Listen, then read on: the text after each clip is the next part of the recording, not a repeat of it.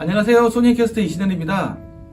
오늘은 측정용 마이크로폰을 이용해서요, 스피커라든지 어떤 음향 측정을 할 때 우리가 어떤 마이크로폰을 선정을 해야 되고 또 어떤 각도로 측정을 해야 되는지 한번 알아보도록 하겠습니다. 여기 보이는 게 대청용 마이크로폰인데요. 이 보면 이렇게 끝이 이렇게 굉장히 작은 게 있죠. 측정할 때는 뭐가 좋냐, 이렇게 끝이 작은 게 좋습니다. 왜 이렇게 하면 좋냐고 하면요, 우리가 일반적으로 스피커가 앞에 있으면 보통 이렇게 스피커를 향하는 방향으로 해가지고 이렇게 마이크로폰 설치하게 되는데요. 이렇게 설치를 이렇게 앞에 큰 것 같은 경우에는 나중에 음이 여기 와서 이렇게 뿅 맞아서 이렇게 갈 때 되면 여기서 이렇게 부스트가 생깁니다. 음압이 이렇게 커지게 되거든요. 그래서 보통 이 정도 마이크로폰 된다고 하면 1kg 이상에서부터 점점 조금 커지게 되다가 한 10kg를 가보면 굉장히 크게 부스트가 됩니다.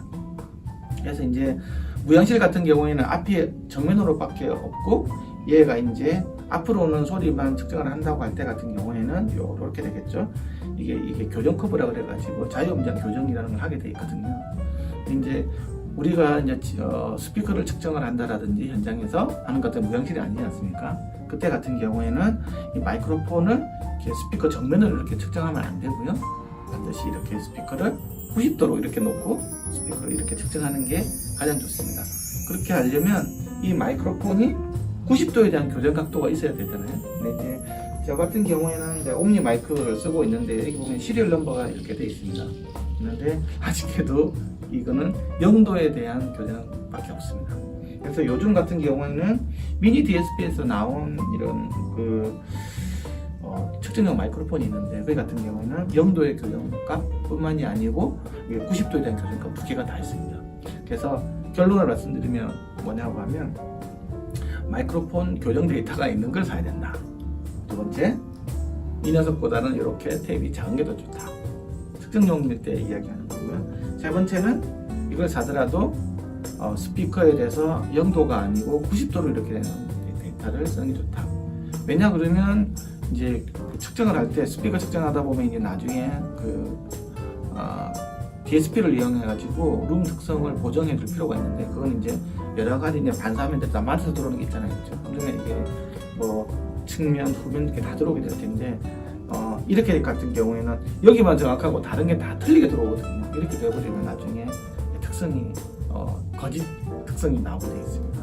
그래서 위로 놓고 최대한으로 이렇게 옆에서 오는 것들도 똑같이 이렇게 스피커 특성이 정확하게 교정이 될 때, 물론 위에서 날라오는 것들은 답은 없습니다. 하지만 대부분들이 수평에서 날라오는 것들이 대부분 많기 때문에 그래서 이제 권장해 줄 때는 마이크로폰을 위로 이렇게 놓고 측정하는 걸로 만들어야 됩니다.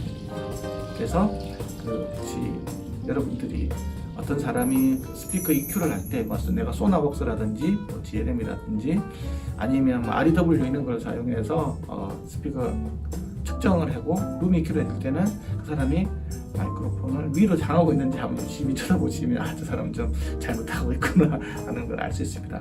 오늘은 약간의 꿀팁인데요.